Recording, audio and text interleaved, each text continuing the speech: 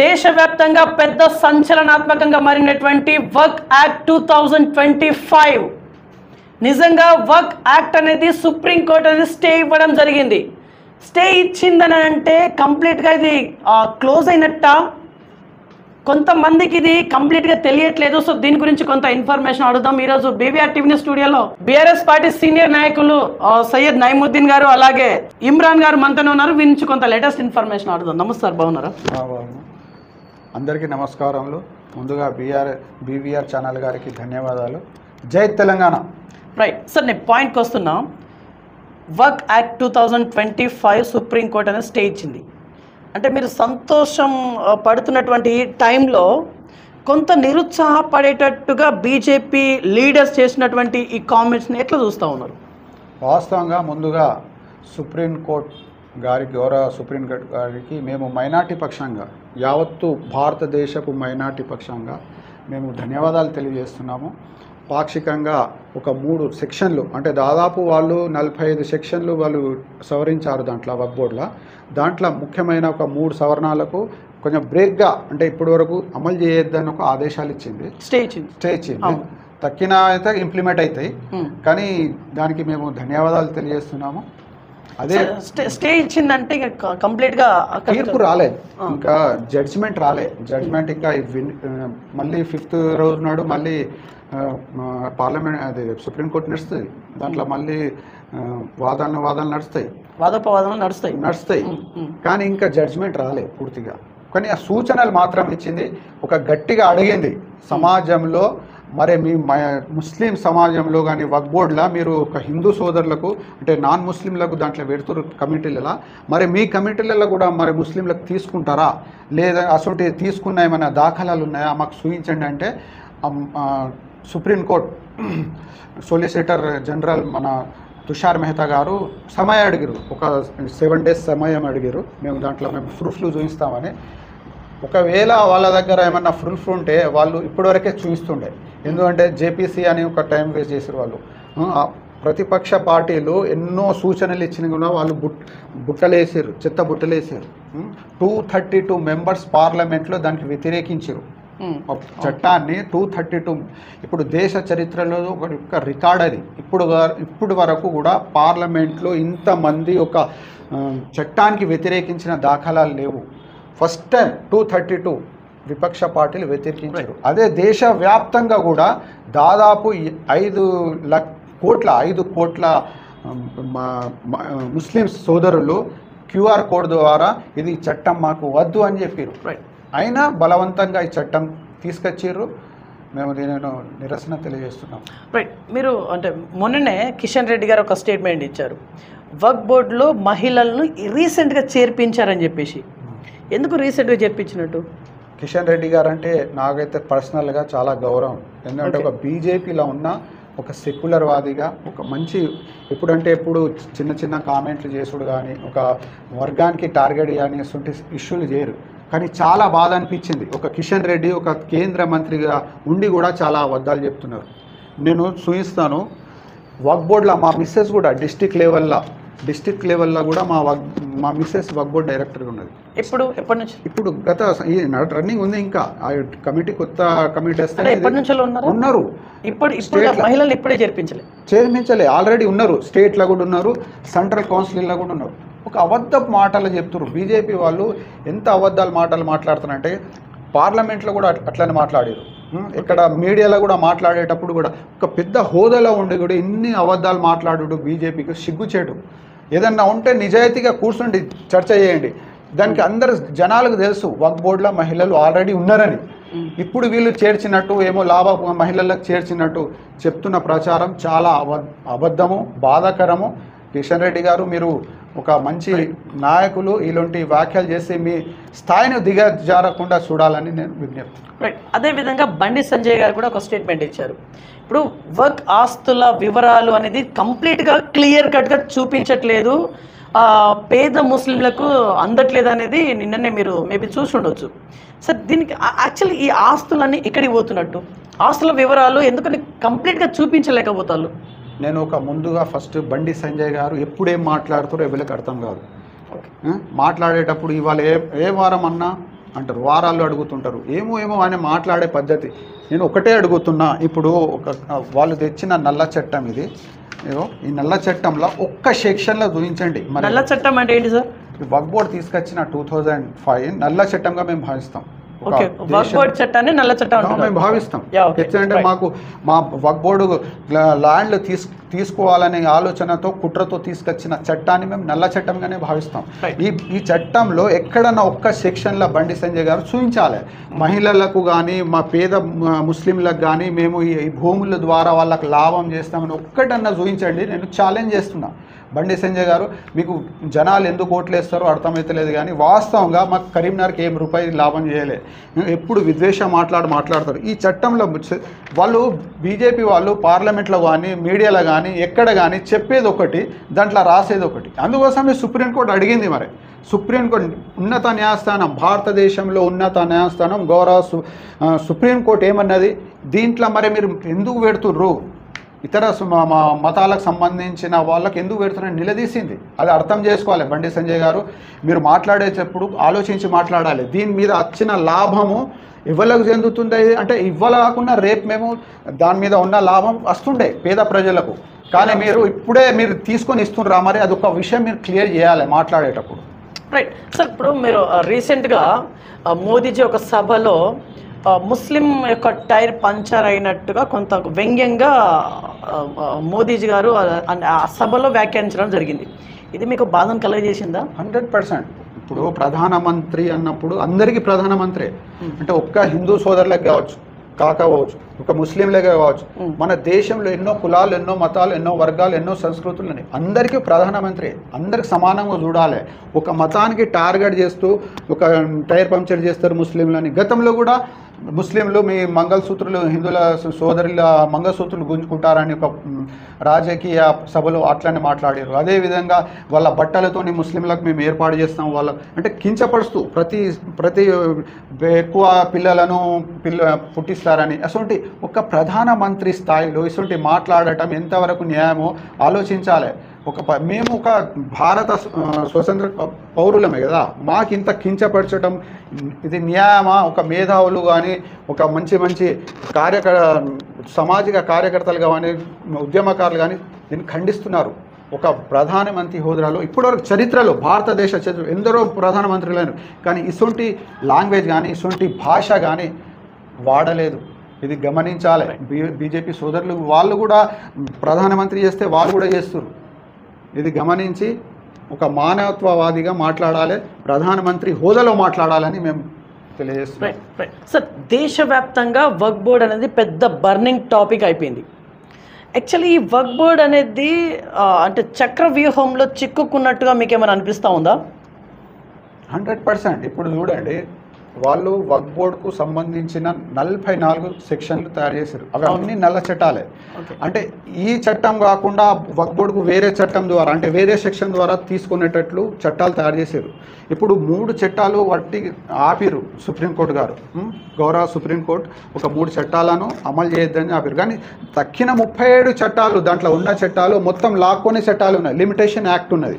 దాంట్లో limitation act మరి వేరే ఎండోమెంట్ బోర్డ్స్ కానీ వేరే మతాల బోర్డులు కానీ పెట్టలే, దీంట్లో పెట్టిరు, అది ఇంప్లిమెంట్ అవుతుంది. ఆ లిమిటేషన్ యాక్ట్ ఏంటంటే ఒక 12 years నుండి ఎవరైనా కబ్జా మీద ఉంటే ఆ ల్యాండ్కి వక్ఫ్ బోర్డుకు సంబంధించిన డాక్యుమెంట్స్ లేకుంటే ఆ ఓనర్కే అవి చెందుతాయి. అతను రిజిస్ట్రేషన్ చేసుకోవచ్చు. ఏంటంటే నేను 12 years నుండి దానికి 32 సంవత్సరాల నుండి కావచ్చు, ఒక 20 సంవత్సరాల నుండి నేను కబ్జా ఉంటున్నా, దానికి ట్యాక్స్ కడుతున్నా అంటే అప్పుడు అప్లికేషన్ పెట్టుకుంటాడు గవర్నమెంట్కి. గవర్నమెంట్ ఏం చేస్తుందంటే దీనికి ఇంకా కొంచెం అమౌంట్ కట్టు, నీ మీద రిజిస్ట్రేషన్ చేస్తా అంటది. అంటే అది పోయినట్టుగా మా వక్ఫ్ బోర్డు సంబంధించిన ల్యాండ్ పోయినట్టు కదా. ఇప్పుడు బాంబేలో, మహారాష్ట్రలో అదాని గ్రూప్ వాళ్ళు పెద్ద అబ్జర్వ్ చేసి పెద్ద బిల్డింగ్, ఒక 27 అంతస్తుల బిల్డింగ్ కట్టుకున్నారు. ఇటాలియా బిల్డింగ్ అని పెద్ద బిల్డింగ్ కట్టుకున్నారు. అది వక్ఫ్ బోర్డు సంబంధించిన బిల్డింగ్. అది ఆటోమేటిక్లీ ఇప్పుడు వాళ్ళకి చెందుతుంది. ఎందుకంటే దాదాపు 20 సంవత్సరాల నుండి వాళ్ళు కబ్జాలు ఉన్నారు. ఇప్పుడు వాళ్ళు గవర్నమెంట్ కొద్ది మొత్తంలో దానికి చాలాగా కట్టుతారు, కట్టి అది మొత్తం రిజిస్ట్రేషన్ చేసుకుంటారు. అంటే ఒక ఆస్తి అయితే మా వక్ఫ్ బోర్డుకు సంబంధించిన ఆస్తి మొత్తం పోయినట్టే కదా. ఈ సందర్భంగా ఒకటే విషయం చెప్తున్నాం, భారతదేశ పౌరులుగా ఒక ముస్లిం సోదరులుగా ఒక 1000 సంవత్సరాల నుండి మనం ఒక దానం అంటే ఏంటిది, ఒక బిచ్చం అన్నట్టే కదా. ఒక హార్డ్ ఎవరికి బాధ అనిపించద్దు మిత్రులారా. ఒకటే విషయమే చెప్తున్నా, ఎవరు బాధపడిన అవసరం లేదు. ఇక్కడ మనం బాధలు ఉన్నాం కాబట్టి బాధగా చెప్తున్నాం.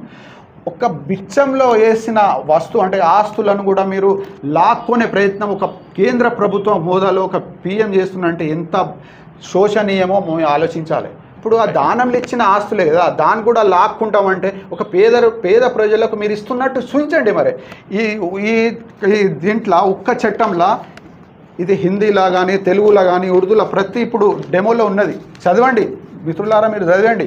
దీంట్లో ఒక్క చట్టం కూడా, ఒక్క 45 చట్టాలలో ఒక్క చట్టం కూడా ఈ ల్యాండ్ మేము అమ్మి పేద ముస్లింలకు ఇస్తాము, లేకపోతే పేద ముస్లింలకు ఇండ్లు కట్టిస్తాము, లేదా హాస్పిటల్ ఒక్క చట్టం చూపించండి. వట్టిగా తీసుకుంటాం ఈ చట్టం మారుస్తున్నాం, ఇదే ఉన్నాయి దీంట్లో తప్ప వేరేదేం లేదు. అంటే ఒక 3 చట్టాలు సుప్రీంకోర్టు ఆపింది, కానీ 37 చట్టాలు దీంట్లో తీసుకునే విధంగా ఇప్పుడు ఇంప్లిమెంట్ అవుతున్నాయి. ఆల్రెడీ యూపీలో, మహారాష్ట్రలో ఎక్కడెక్కడ బీజేపీ ప్రభుత్వాలు ఉన్నాయో, రాష్ట్ర ప్రభుత్వాలు అక్కడ స్టార్ట్ అయిపోయింది మా భూములు. అంటే నేను చెప్పేది ఏంటంటే ఒక దాదాపు ఇప్పుడు మళ్ళీ కొత్త గవర్నమెంట్ వచ్చే వరకు 1 ఇంచు కూడా వక్ఫ్ బోర్డు భూమి ఉండదు. ఇది వాస్తవము. ఒకవేళ సుప్రీంకోర్టు మీద ఇప్పుడు ఇంకా తీర్పు రాలే, నేను గౌరవిస్తున్నాం సుప్రీంకోర్టుకి, మేము ఒకవేళ తీర్పు రాలే, తీర్పు వచ్చి ఈ చట్టం వద్దు అని రద్దు చేస్తే మాత్రం ఆగుతాయి తప్ప, ఒకవేళ రద్దు చేయకుంటే మాత్రం 1 ఇంచు కూడా వక్ఫ్ బోర్డుది భూమి ఉండదు. ఇది వాస్తవం. అంటే ఇప్పుడు ముస్లింల పట్ల బీజేపీ కక్షపూరితంగా వ్యవహరిస్తున్నట్టుగా మీరు అంటా ఉన్నారా? ఇండైరెక్ట్గా ఇదేనా మీరు అనేది? వాస్తవంగా వాళ్ళ ఎజెండానే అది. భారతదేశం మన స్వతంత్రం రాకముందు నుంచి ఇప్పుడు ఒక విషయం ఏంటంటే మిత్రులారా, మన భారతదేశ చరిత్ర మనం అర్థం చేసుకోవాలి. ఒక 7వ శతాబ్దిలో ఇక్కడ మతాలు వచ్చినాయి. అసలు భారతదేశంలో మతాలే లేవు, కులాలే లేవు. ఇక్కడ వచ్చిందే వలసదారులు. ఇప్పుడు ఆర్ఎస్ఎస్ కూడా, హిందుత్వం కూడా వచ్చింది వలసదారే మతమే, వలసదారే కులాలే, ఇవన్నీ వచ్చింది. వీళ్ళు వచ్చి కులాలు తయారు చేసిందే. ముస్లింలది కూడా మతం ఇస్లాం వచ్చిందే వలసనే. ఇక్కడ వచ్చింది క్రిస్టియన్, అన్ని ఇక్కడ ఆదివాసులే ఉంటాయి. ఒక దాదాపు ఒక 7వ శతాబ్దంలో తీసుకుంటే అప్పుడే వచ్చినాయి ఈ మతాలు మన భారతదేశానికి. వచ్చిన తర్వాత ఈ భారతదేశం అనేది కూడా ఏర్పడింది ఎప్పుడు? మొఘల్ సామ్రాజ్యమే. అక్బర్ ప్రతి చిన్న రాజ్యాలుగా ఉంటే భారతదేశాన్ని అప్పుడు చిన్న రాజ్యాలుగా, చిన్న దేశాలుగా ఉండే. దాని మీద ఆక్రమించుకుంటూ ఒక దేశంగా, ఒక పెద్ద రాజ్యంగా తయారు చేసిందే అక్బర్. మొఘల్స్ తయారు చేసింది, ఇక్కడనే చనిపోయారు, ఇక్కడనే వాళ్ళు డెవలప్ చేసారు తప్ప ఎక్కడ తీసుకోపోలే.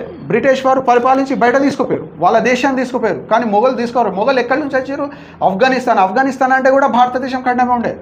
ఇక్కడ అందరు ఉండే చిన్న రాజ్యాలను ఏకట్ట చేసి ఒక దేశం తయారు చేసిందే కూడా మన ముస్లిం మొఘలే. అంటే ఇన్ని సంవత్సరాలు మన ముస్లింగా పరిపాలించినాం, కానీ ఎప్పుడు కానీ కులాలు మతాలు అని లేకుండే.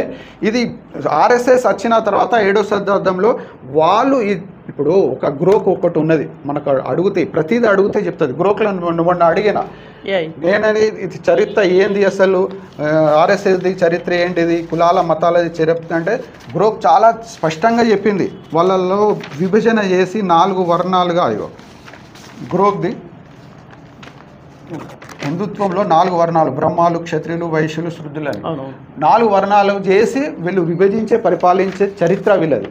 దీనికి అరికట్టడానికి బ్రిటిష్ వారు ప్రయత్నించారు, మొఘల్ కూడా ప్రయత్నించారు. ఇప్పుడు కూడా ఉన్నది అంటరానితనం అనేది, ఇప్పుడు కూడా ఉన్నది. దళిత సోదరులకు కావచ్చు, ఆదివాసి సోదరులకు కావచ్చు, పూజారి ఏమనండి మరి మేము ఒక మైనార్టీ సోదరులుగా మేము కోరుతున్నాం, మీకు దండం పెట్టి కూడా కొడుతున్నాం. ఒక పూజారిగా, లేకపోతే మీరు దాంట్లో గుడిలో పెద్ద అధికారిగా, మీ టెంపుల్లో టీడీపీలో చెప్పండి. మరి చేస్తారా? అంత ధైర్యం ఉందా?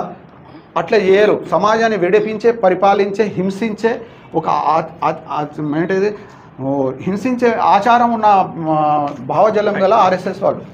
రైట్ సార్, ఇక్కడ ముస్లిం వాళ్ళు ఎక్కువగా మాట్లాడితే పాకిస్తాన్కి వెళ్ళిపోండి అన్నట్టుగా బీజేపీ వర్గం వాదిస్తున్నట్టుగా మీ ముస్లిం కమ్యూనిటీ అక్కడక్కడ చెప్తా ఉంది.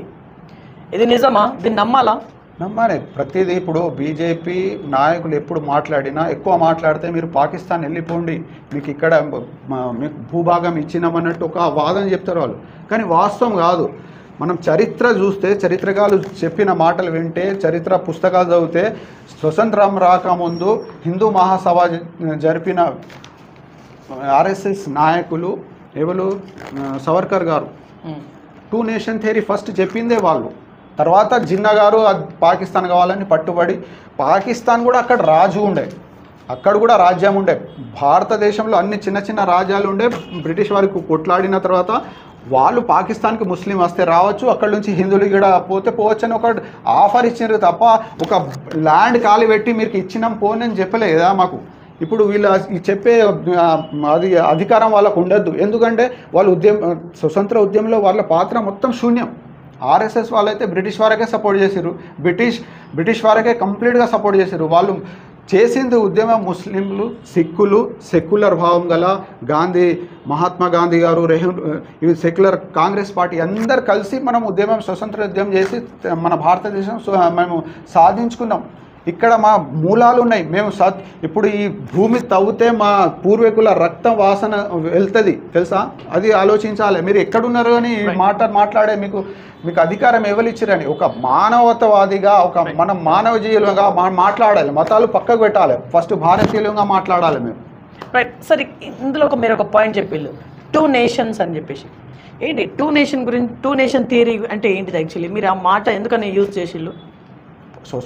భారత స్వతంత్రం అప్పుడు ఎన్నో త్యాగాలు చేసారు ప్రతి ఒక్కరు. అప్పుడు సమరయోధులు, అప్పుడు కాంగ్రెస్ పార్టీ ఉండే, అదే విధంగా ముస్లిం లీగ్ పార్టీ ఉండే, అదే విధంగా ఎన్నో సంఘాలు కొట్లాడిన తర్వాత అప్పుడు మనకు ఆశలు మన జనాలల్లో ఉద్యమకారులు వచ్చినాయి. మన దేశం స్వతంత్రం అవుతున్నప్పుడు అప్పుడే సవర్కర్ గారు ఆర్ఎస్ఎస్ సంఘం అది ఏం చేసిందంటే ఒక హిందూ మహాసభ పెట్టి, మేము ఒక స్వతంత్రం వస్తే మేము విడిపోతాం, ఖచ్చితంగా మాకు హిందూ రాష్ట్రం కావాలి, మేము దీంట్లో కలిసి ఉండమనుకు వాదన తెచ్చిరని. ఎవరు తెచ్చిరు? సవర్కర్ గారు తెచ్చిన తర్వాతనే జిన్నా కూడా మాకు కూడా పాకిస్తాన్ కావాలని వాళ్ళు అదే సెకండ్ 2 నేషన్ థియరీ అంటేనే 2 నేషనల్గా దేశాలుగా విడిపోవటానికి అది పునాది వేసింది సవర్కర్ గారు, ఆర్ఎస్ఎస్ వాళ్ళు. ముస్లింలు అప్పుడు కూడా పాకిస్తాన్ వేరుపడడానికి ఓట్లు ఎవలేసిర్రు? పెద్ద ఒక చదివిన వ్యక్తులు కావచ్చు, పెద్ద భూస్వాములు కావచ్చు, పేద ముస్లింలు వేయలే. అండ్ వాళ్ళకు వరకు ఓటక్కే లేకుండా అప్పుడు.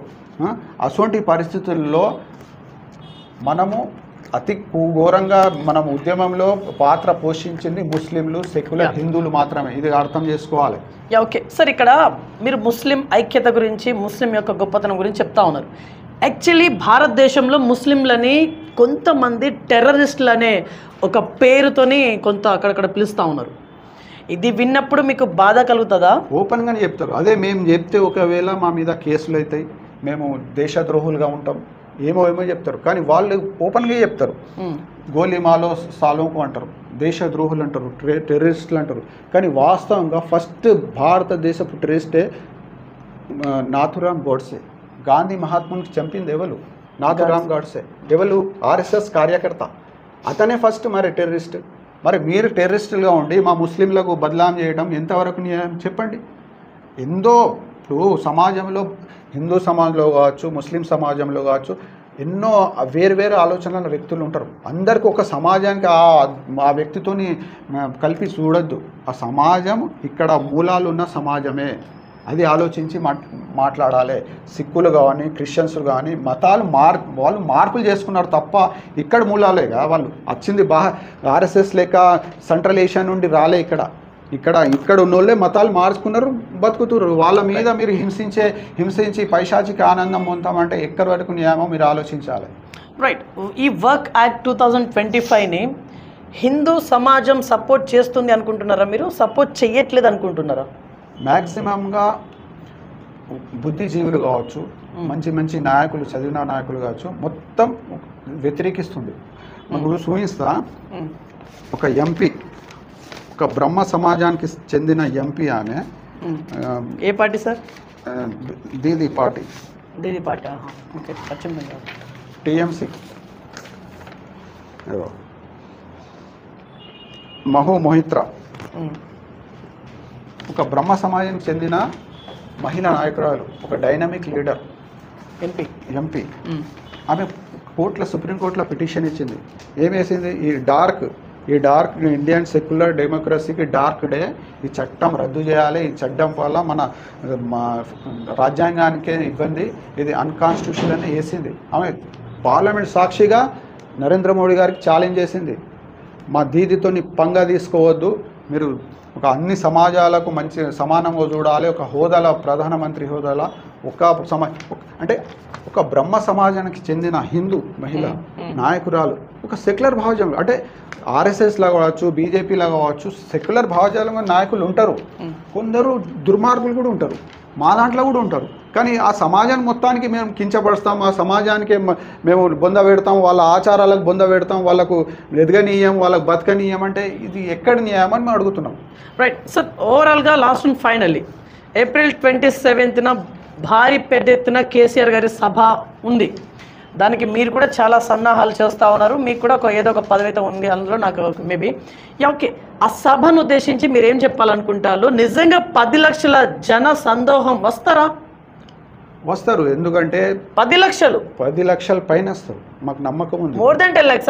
గతంలో కూడా కేసీఆర్ బీజేపీ కాంగ్రెస్ ఏం చెప్తా ఉంది, 1 లక్ష వస్తారు కావచ్చు, 2 లక్షలు వస్తారు కావచ్చు అంటా ఉంది, మీరేమో మోర్ దాన్ 10 అంటా. బీజేపీ కాంగ్రెస్ తెలంగాణ కూడా తీసుకురాదు, టీఆర్ఎస్ అన్నది తీసుకొచ్చినాం. అంటే మా కేసీఆర్ గారు ఒకటి డైనమిక్ లీడర్, తెలంగాణ జాతిపిత, తెలంగాణ గాంధీ, తెలంగాణ హీరో. ఆయన ఒక మేధావి, ఒక బుద్ధిజీవి, ఒక సెక్యులర్ భావం గల నాయకులు.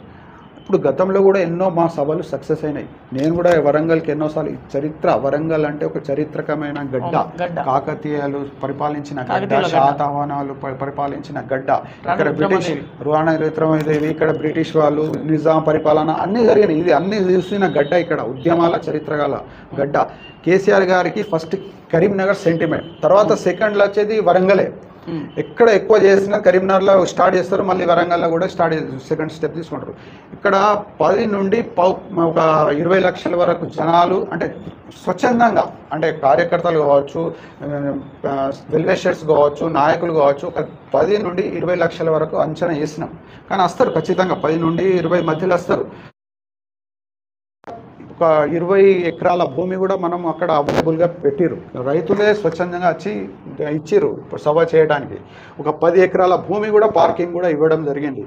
జనాలు పాదయాత్రలతో వస్తుర్రు, ఎడ్ల బండ్ల ద్వారా వస్తుర్రు, బైక్ల ర్యాలతో వస్తుర్రు, కార్ల ద్వారా, బస్ల ద్వారా, సైకిల్ ర్యాల ద్వారా వస్తుర్రు. మాకు కూడా అప్పచెప్పారు బాధ్యత, జనాలకు మేము తరలిస్తాం ఖచ్చితంగా. ఎందుకంటే మైనార్టీలకు కేసీఆర్ గారు చేసినంత మేలు ఏ సీఎం చేయలే. మేము ఖచ్చితంగా గుండె మీద చేయి పెట్టి గట్టిగా చెప్పగలుగుతాం. ఎందుకంటే షాదీ ముబారక్ కావచ్చు, మళ్ళీ మైనార్టీ రెసిడెన్సీ స్కూల్స్ కావచ్చు, అసలు ఎన్నో స్కీమ్స్ తీసుకొచ్చారు. అదేవిధంగా ఫస్ట్ టైం భారతదేశ చరిత్రలో ఒక ఉప ముఖ్యమంత్రి, అంటే డిప్యూటీ సీఎంగా హోదా ముస్లిం క్యాండిడేట్కి ఇచ్చిరంటే కేసీఆర్ గారే. భారతదేశంలో ఎవరు ఇవ్వలే, అదే కూడా హోమ్ మినిస్టర్ కూడా ఇచ్చారు. ఇప్పుడుగా దురదృష్టం ఏంటంటే కాంగ్రెస్ ప్రభుత్వం సెక్యులర్ ప్రభుత్వం అంటది, ఇప్పుడు వరకు ఒక మైనార్టీ మినిస్టర్ ఇవ్వలే మా కాంగ్రెస్ ప్రభుత్వం, కానీ మా కేసీఆర్ గారు ఇచ్చారు మాకు. అందుకోసం మేము స్వచ్ఛందంగా వస్తాం. మైనార్టీలు ఎప్పుడు వెళ్ళాలి అని మాకు ఫోన్లు చేస్తుంటారు, మేము వస్తాం, మేము 10 మంది ఉన్నాం, మేము 20 మంది వస్తాం, మేము వస్తాం అంటే స్వచ్ఛందంగానే వస్తాం అని. అంటే ఇప్పుడే ఫోన్లు వస్తున్నాయి మాకు, మేము ఎంత బిజీ ఉన్నాం. కాబట్టి ఖచ్చితంగా సక్సెస్ అవుతుంది. అక్కడ వసతులు కూడా మా పార్టీ వాటర్ బాటిల్ కావచ్చు, 20 లక్షల వాటర్ బాటిల్ కావచ్చు, మళ్ళీ మిల్క్ ఉంటుంది కదా, బటర్ మిల్క్ పాకెట్స్, 20 లక్షల బటర్ మిల్క్ కానీ, టెంట్లు వేసుడు, కూర్చు, అన్ని వసతులు కూడా వేసుడు. ఒక పండుగ వాతావరణం మాకు ఏంటంటే, మా పార్టీ పుట్టినరోజు కదా, ఒక మనం బర్త్డే ఎట్లా చేసుకుంటాం, మా 60 లక్షల కార్యకర్తల పుట్టినరోజు అది. ఆ రోజు మాకు బర్త్డే, మా పార్టీ ఆవిర్భవించిన రోజు అది. అప్పుడు ఒక గుప్పెడు మంది లేకుండే, మేము తెలంగాణ ఉద్యమంలో ఉన్నప్పుడు గుప్పెడు ఒక మంది కూడా ఉండే. దాంట్లో మేము ఉన్నాం, కేసీఆర్ గారికి నమ్మినాం. మేము కేసీఆర్ గారి నాయకత్వంలో తెలంగాణ మలిదశ ఉద్యమంలో, ఒక పవిత్ర ఉద్యమంలో మేము పనిచేసినందుకు ఎప్పుడుగా అదృష్టంగా భావిస్తాం. మాకు పదవులతో ముఖ్యం కాదు, మా పదవులు ఉన్నా లేకున్నా మేము ప్రతి 60 లక్షల మందికి ఒక కేసీఆర్ గారు తయారు చేశారు. కేసీఆర్ గారు కూడా ఎప్పుడు చిన్న కార్యకర్తకు చిన్న చూపు చూడరు. ఒక కేసీఆర్ గారు ఒక నా ఎంత నువ్వు ఇంటికి పోయి నా గురించి ఓటు అడుగు అని చెప్తారు ధైర్యంగా. అంటే అంత లెవెల్గా భావిస్తారు. కార్యకర్త గుండెలో పెట్టుకుంటారు, కడుపులో పెట్టుకుంటారు, ఇంత ఇబ్బంది రానట్టు చూస్తారు కేసీఆర్ గారు. అటువంటి నాయకులకు మేము డిమాండ్ చేస్తున్నాం. ఒక రేవంత్ రెడ్డి గారు ఇప్పుడు కూడా మన రాష్ట్రానికి ముఖ్యమంత్రి ఉన్నారు, కానీ మా పార్టీలో కూడా ఒక కార్యకర్తనే రేవంత్ రెడ్డి గారు. మేము ఒకటే విజ్ఞప్తి చేస్తున్నాం, మీ కార్యకర్తగా మీరు ఉన్నారు కాబట్టి అసెంబ్లీలో మీరు నిజాయితీగా రాజకీయాలు చేస్తే, మీ దగ్గర నీతి నిజాయితీ రాజకీయాలు ఉంటే మీరు అసెంబ్లీలో ఒక తీర్మానం చేయండి, కేసీఆర్ గారికి భారత రత్న అవార్డు ఇవ్వాలి. మా తెలంగాణ బిడ్డ, తెలంగాణ తీసుకొచ్చిన బిడ్డ, పులి, ఆయనకు ఖచ్చితంగా భారత రత్న అవార్డు ఇవ్వాలని మీ చేతి ఉంది. ఇప్పుడు ఒక సీఎం మీరు చేయగలుగుతారు. ఒక ఒక తీర్మానం చేసి చూపించండి మీ నిజాయితీ, మేము ఒప్పుకుంటాం. ఒక కార్యకర్త, మన టీఆర్ఎస్లో కార్యకర్త ఉన్న కార్యకర్త నిజాయితీగా చూపించండి అని. కానీ మీరు నేను అనుకుంటా చేయరు, ఎందుకంటే మీరు ప్రతి పార్టీకి ద్రోహం చేసిన వ్యక్తే. కానీ మనం చెప్పేది ఏంటంటే దమ్ము ధైర్యం అంటే ఒకటి తీర్మానం చేసి చూపించండి మీరు. Right sir, last and final question. ఈ వర్క్ యాక్ట్ 2025 సుప్రీంకోర్టులో స్టే ఉంది. తీర్పు ఎలా వస్తుంది అని మీరు అనుకుంటున్నారు? ఆఫ్ ద రికార్డ్ కానీ చెప్పండి, నిజంగా మీ మనసులో ఉన్నది ఉండదు చెప్పండి సార్. ఇదే ఫైనల్ క్వశ్చన్. ఎలా వస్తుంది అని అనుకుంటున్నారు మీరు? తీర్పు మీకు పాజిటివ్గా వస్తే ఎట్లా ఉంటుంది? మీకు యాంటీగా మీరు ఏదైతే అనుకుంటున్నారో అది జరగకుండా వేరే రకంగా ఆపోజిట్గా ఒకవేళ తీర్పు వస్తే అప్పుడు ఏ రకంగా ఉంటుంది? ఫైనల్ అసలు ఏం చెప్పాలనుకుంటారు? వాస్తవంగా మన భారతదేశం ఒక రక్తంలోనే ఒక ఉద్యమాల చరిత్ర ఉన్నది. అవును అవును. ఇప్పుడు మనకు 2 ఆప్షన్స్ ఉన్నాయి. ఒకటి ఏంటంటే సుప్రీంకోర్టు. అవును, ఒక న్యాయం జరుగుతుందని మాకు నమ్మకం. సుప్రీంకోర్టు ఎవరిది పక్షం తీసుకోదు. వాస్తవంగా సుప్రీంకోర్టులో కూడా కొందరు జడ్జిలు మనం ఎంపీలు కావాలి, మాకు లాభం జరగాలి అని తప్పుడు నిర్ణయాలు ఇచ్చిర్రు. అది చరిత్ర ఉన్నది. కొన్ని జడ్జిలకు చంపిన చరిత్ర కూడా బీజేపీతో ఉన్నది. మన చరిత్రకాలు చెప్తారు, పుస్తకాలు ఉన్నాయి, కేసులు అయినాయి. కాబట్టి మేము 2 ఆప్షన్స్ ఉన్నాయి. ఒకటి సుప్రీంకోర్టు ద్వారా ఈ రద్దు అవుతుందని మేము పూర్తిగా నమ్ముతున్నాం. మాకు రాజ్యాంగం మీద, మాకు సుప్రీంకోర్టు మీద మాకు నమ్మకం ఉన్నది. అదే సమయంలో మాకు రాజ్యాంగం కల్పించిన హక్కులు కూడా మాకున్నాయి. మేము ప్రొటెస్ట్ చేయొచ్చు, మేము ఉద్యమాలు చేయొచ్చు. ప్రభుత్వాలు తప్పుడు నిర్ణయాలు తీసుకున్న తర్వాత కేంద్ర ప్రభుత్వం కావచ్చు, రాష్ట్ర ప్రభుత్వం కావచ్చు, దానికి వ్యతిరేకించే హక్కు మాకు రాజ్యాంగం కల్పించింది. అంటే ప్రజలలో పోయి బీజేపీ చేస్తున్న అరాచకాలను మేము నిలదీస్తాం. మాకు జరుగుతా అన్యాయాలు ఇవాళ మాకన్నారు, రేపు క్రిస్టియన్లకు అంటారు. ఆల్రెడీ క్రిస్టియన్లకు ఒకటి వాళ్ళు చెప్పారు, ముస్లింల కన్నా ఎక్కువ భూములు ఉన్నాయి వాళ్ళ దగ్గర, 17 లక్షల కోట్ల భూమి ఉన్నది, నెక్స్ట్ వాళ్ళకే మేము టార్గెట్ చేస్తామని కుల్లా బీజేపీ వాళ్ళు చెప్తారు. అంటే తర్వాత క్రిస్టియన్ల భూములు పోతాయన్నట్టుగా.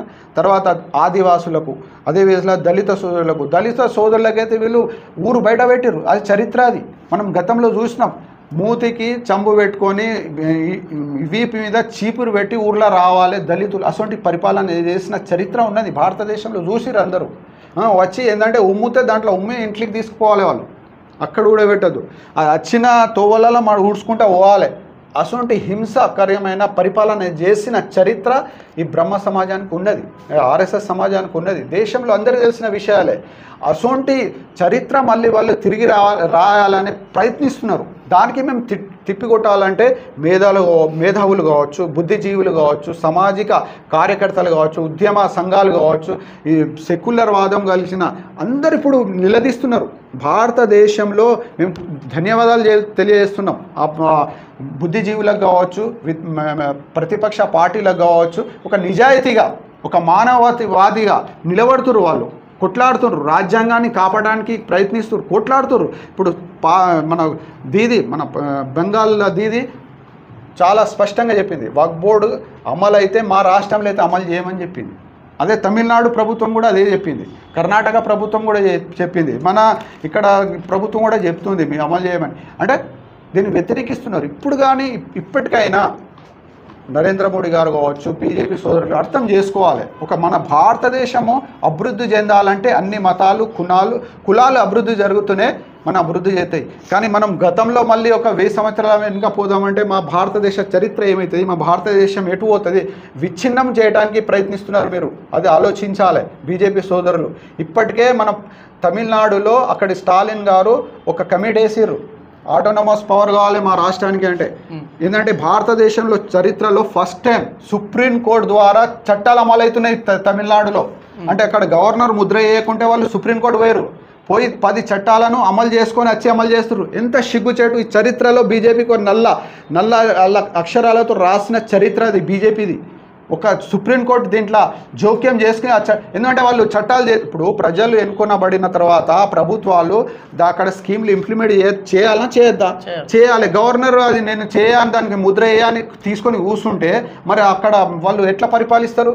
అది సుప్రీంకోర్టులో వాళ్ళు సవాల్ చేస్తే సుప్రీంకోర్టు వాళ్ళకు పర్మిషన్ ఇచ్చింది. అక్కడ చట్టాలు ఇంప్లిమెంట్ అవుతున్నాయి, సుప్రీంకోర్టు చెప్పిన చట్టాలు ఇంప్లిమెంట్ అవుతున్నాయి.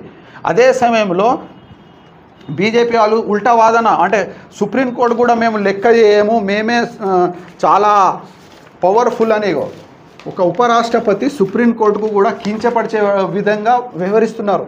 ఇది జనాలు అన్నీ అర్థం చేసుకుంటున్నారు. బీజేపీ రాజ్యాంగాన్ని మొత్తం బొందబెట్టడానికి ప్రయత్నిస్తుంది, గౌరవిస్తలేదు అన్నట్టు భావజాలం ప్రజలలో వెళ్తుంది. అది ఆలోచించాలి. బీజేపీ సోదరులు కావచ్చు, ఆర్ఎస్ఎస్ సోదరులు కావచ్చు, భావజాలం చేంజ్ చేయాలి. మన దేశం అభివృద్ధి చెందాలంటే అందరు కులాలు మతాలు అన్నీ కలిసికట్టుగా మనం బ్రిటిష్ వాళ్ళకి వ్యతిరేకంగా ఎట్లా కొట్లాడినామో అట్లనే మనం అభివృద్ధికి చేయడానికి కృషి చేయాలి తప్ప మన విభేదాలు సృష్టించుకొని మనం నష్టం జరిగితే ఇది చాలా బాధాకరం అని ఆలోచించాలి. రైట్. సో ఇది ఇవాళ ఇంటర్వ్యూ సార్. మరలా మనము ఈ సుప్రీంకోర్టు తీర్పు తర్వాత మళ్ళొకసారి కలుద్దాం. దీని గురించి మళ్ళొకసారి మనం డిబేట్ పెడదాం. 100%. రైట్. చూసినోడండి BVR TV news. Until then బాబాయ్, టేక్ కేర్. Thank you.